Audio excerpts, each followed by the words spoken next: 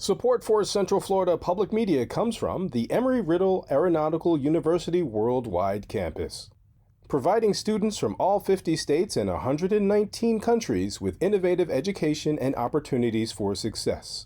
More at erau.edu/ww. I'm Sharon Stone. This is Engage. Commissioner Bakari Burns hosted the District 6 Back to School Bash at the Dr. James R. Smith Neighborhood Center in Orlando Sunday. There's an affordability crisis throughout not just the city of Orlando, but throughout our nation. And as a city commissioner, we oftentimes try to find ways that we can supplement some of that burden, like giving out free book bags, giving out free haircuts and things of that nature. So while we are not necessarily increasing their paycheck, we're able to, offset some of the costs for those necessities, especially when we're talking about going back to school. And that's what we hear. And people have been so thankful because you never know how far a book bag and with supplies will go in this tough economic time. The commissioner can relate. He told us about how he as a parent talks about finances with his own family. We started early.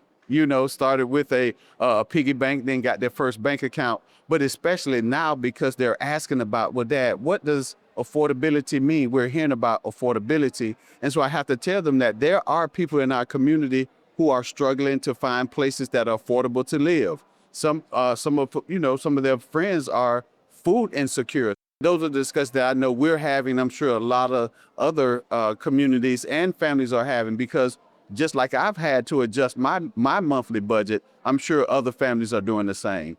To help navigate those conversations, we turn to Lachey Reeves, Executive Director of 8 Cents in a Jar, a Central Florida nonprofit that teaches financial literacy. One of the things that we do at 8 Cents in a Jar is always to incorporate their environment based upon their zip code.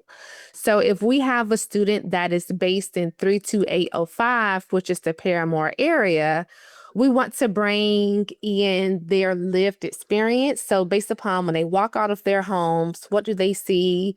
What do they have to interact with? And what are their realities and their examples? So based upon their environment, we then bring in financial education with that. Reeves says lessons children can learn during back-to-school shopping season can last much longer than the supplies they bring home. When you think about the conversations with money and kids, regardless if parents or adults realize it or not, they are having conversations with their kids about money. So if they actively choose to talk about money, then the students are able to see how their parents, talk about money and see it into action. Even if they do not have a conversation about money, they're still teaching their kids about money. And that could be, well, hey, we never talked about, how to pay bills, so paying bills are not important. Or we never know how much items cost, so it doesn't have a cost value to it at all. So one of the things that we do educate with our parents at 8 Cents in a Jar, have those conversations about money. However, depending upon the age and, the material, then it does determine the conversation. So when we talk about money with our kids, we don't want to pass those burdens on to the students, but we do want to make sure that they are informed. So from their perspective, they can weigh in on decisions. So for example, it's back to school season. And we know students, they get really excited about back to school. They want to pick out their favorite backpack, bring in their characters, when it comes to lunches. So, a conversation, shouldn't be about like, hey, we don't have money for these things, because now we're passing on financial stress and financial trauma. And that's something that we don't want. However, it can be a game or it can be a conversation where, we have $100 devoted for, your back to school supplies. Let's go ahead and create your top 10 list of things that you want or things that are important to you in your learning journey. So even in that example, by making it relatable to the students, we're now giving them cost benefit analysis. We're now giving them the opportunity to weigh in on decisions, but then still allowing their innocence of a child to be there while at the same time avoiding putting that financial stress or trauma of, hey, we don't have this, we don't have enough money. We have to choose between food or supplies, where that still may be true. However, we're removing the stress and the trauma associated with that, but still bringing in the learning aspect while understanding decision making and scarcity.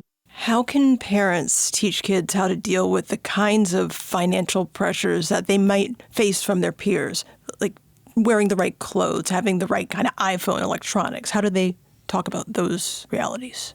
That is the major reality for our students today. So, especially as students are engaged or introduced into social media at an early age, students now have a dilemma that most parents and grandparents didn't have. So, that's comparison. So, comparison beyond the neighborhood, comparison beyond what's in the school, but now comparison against the world. And that's something serious. So, one of the things that we do teach our parents at 8 cents in a jar and our grandparents is we can't avoid that. So, we know that the depth of comparison will come. However, let's now give students an opportunity to just understand the trade off of it all. So, we can give you this iPhone. You can have this iPhone, and this iPhone costs $1,500. Yes, talk to the students about, how much things cost, but then also show them, okay, if we, have an opportunity to give you this latest gadget, then how can that impact, the opportunity for you to plan a birthday trip? So, give them the option. So one of the things that we say is we'll rather the students to embrace the experience versus the physical object. And so just having the students to just even understand, like, okay, think about your last 4 back to school shopping journeys. Do you still wear those clothes from 2 years ago? No? Okay, why not? Well, it's out of style or I may outgrew it. Okay. So let's now talk about the experience that you created when it came to school. It could have been this field trip for this or that. Okay, so let's talk about it. So maybe instead of having 7 outfits, let's see how we can, create 5 outfits, but then piece them together. So now that we have money for field trips. So it goes back into just still having trade-offs where it's not just a lecture, but having the students also be a part of the equation, express their ideas and be a part of the solutions. That way it can stick more and it resonate more. And once you have those real life examples, then if you want, you can go into, okay, hey, we just talked about budgeting. Or, we just created a spending plan and, this is our pool of money. Now let's figure out, how to maximize our resources that benefits our experiences. What kind of questions do you hear from families right now in back to school season? Or what are some of the issues that you bring up with families? So some of the issues that we hear from our parents and then that we bring up as well is let's not make the economy the enemy. Where, oh, inflation is so bad or gas prices are so bad, is, everything is horrible. Because as we know, the economy, the environment will change. The students will always have that negative connotation around that, right? So we want to make sure that we do express to parents, let's try as much as possible to avoid the negative thing. Oh, we're wasting money, we're throwing away money. So how can it be, something more meaningful? And then also going back to trade-offs. So is it something that we want right now, or is it something that we can have an opportunity to experience later? So I would definitely say that. So just, how we position the economy, how we position money. We don't want it to, see it as an evil, but as a tool. So I would say that will be one. The second is, cannot stress this enough, is, for most parents and adults, we assume that students are so young and they will not understand what we're talking about. So since we know that they will not understand, we don't need to have that conversation with them. And that's incorrect. So when it comes to students' relationship with money, it starts forming as early as 5 years old.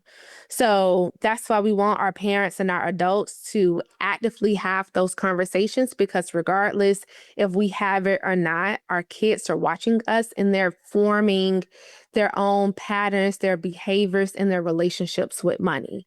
And we don't want it to be a toxic relationship, because then we're going to spend the next 20 years from elementary to adulthood trying to rewrite those toxic traits, right? Look at some of our relationships.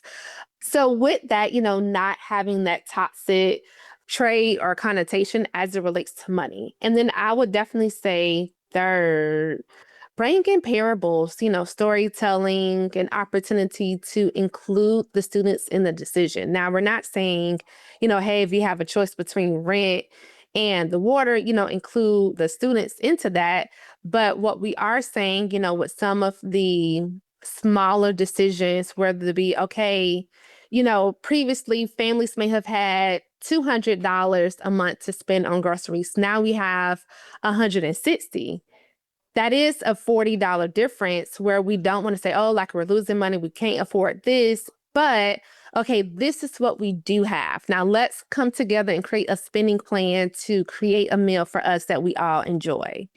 And then have an opportunity to put a cost to certain things. So, it may be cheaper for us to have broccoli. So how can we incorporate broccoli 5 times throughout the week instead of 3, where, it still does the same objectives? So I would say those are the 3 things that we do try to inform our parents on, so then they can incorporate those conversations into their family wealth chats. Lachey Reeves is the executive director of 8 Cents in a Jar in Apopka. Engage is a production of Central Florida Public Media. Subscribe wherever you get your podcasts so you never miss an episode. Richard Copeland is our senior producer. I'm Sharon Stone. You can reach us anytime with questions, comments, or story ideas. Send an email to engage@cfpublic.org. Thanks for listening.